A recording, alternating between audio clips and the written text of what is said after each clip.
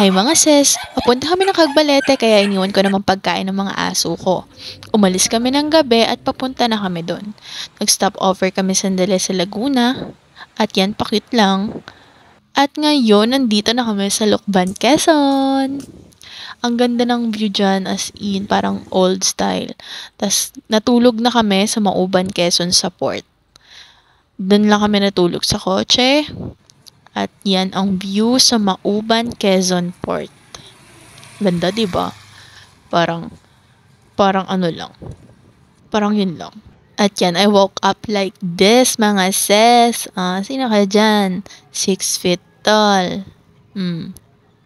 Ganun. Syempre, kailangan nating umaura-aura. At ayan na, papunta na kami dun sa Cagbalete Island.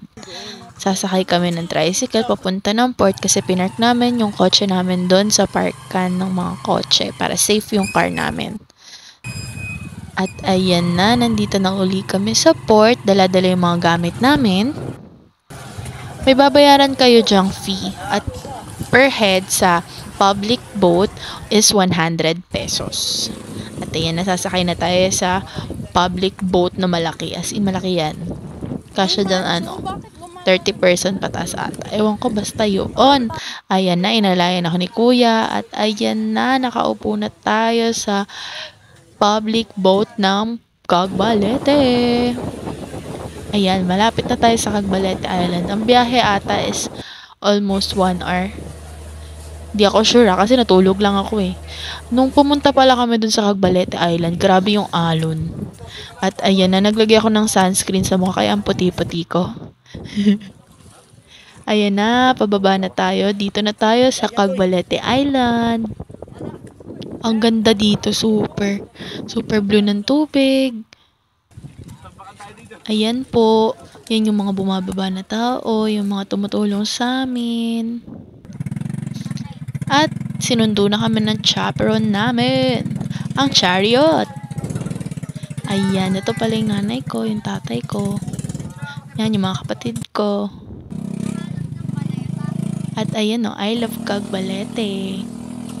Punta na kami doon at yan, inuga-uga yung mga utak namin, nagkanda uga-uga. At yan yung mga dadaanan, puro tubig. Tubig alat lang din ata yan. At ito ang aming villa. Small villa. Diyan kami matutulog at magsisiksika na para mga sardinas, mga ses. Yan na, nakarelax na sila. At ako, syempre, aura-aura muna tayo. Titignan natin kung saan tayo makaka-aura. Ayan pala yung buong lugar. Escaperde ang aming tinuluyan. Ayan, makikita niyo yan sa video. Ayan yung dagat. At yan, Escaparde. Ayan, so syempre magla-lunch na kaya nagluto na ako ng sinaing. At yung mga lulutuin, minarinate ko na. Yan, nagsaing ako de kamay kasi nakikihiram lang kami. At hindi ko alam na magbabayad pala ng 100 pesos paggagamit ng gasol. Kaya mamaya makikita nyo magsisiga ako ng uling. Yan. O, diba? Ideal girl. Sino ka dyan? Ayan, nilinis ko na pala yung mga isda. Kasi iihawin yan. At imamarinate ko na yung mga manok, tsaka yung yempo. Yan. Ganyan lang magsiga guys dyan sa Cagbalete, diba? Walang kahirap-hirap. May butane. Yan, tamang paypay para maglingas na. At ayan. Ayan na yung ating Mang Inazale. Sino ka dyan mga ses? At ayan, nagluto nga pala ng sinigang na isda ang nanay ko. Yan, binibidyohan kami ng kapatid ko. At ako, marami na akong nalafang dyan. Yun ang perks ng nagluluto. Marami ka nang nakakain. Nagluluto ka, nabubusog ka pa. O, diba? At ayan, tapos na kami mag-lunch. Di ko na video. Papunta na tayo sa dagat. At may dala-dala akong plastic ba yan? Ewan ko. Nilagay ko dyan yung cellphone ko. Ayan, nakakatakot yung dagat kasi may something siya. Madamo siya. At ayan, lakad-lakad tayo papunta doon sa boat para hindi tayo mangitim. Ayan mga sis. Go for it. Go for it mo yan. Yan, o. Di ba nakikita niyo may parang mga kung ano-ano nasa Cellphone ilalim. niya, iPhone. Yan, kasama ko yung nanay ko, yung tatay ko, at yung bunso kong kapatid. At yung pangalawa, nag-iinarte doon sa villa. Yan, tamang aura-aura lang, lulubog kunwari, pero kunin din yung cellphone. Yun lang. Tamang arte-arte lang kami ng nanay ko. Ayan po, nandito yung dilim. Oh, di ba lulubog? Tapos, popost niya na yan. At nung kinagabihan, ayan, nag-inom-inom kami ng tatay ko. Hindi yan kasama si mama, iba yung inom niya. Yan, ewan ko ba dyan kung anong naisipan at inom-inom siya dyan.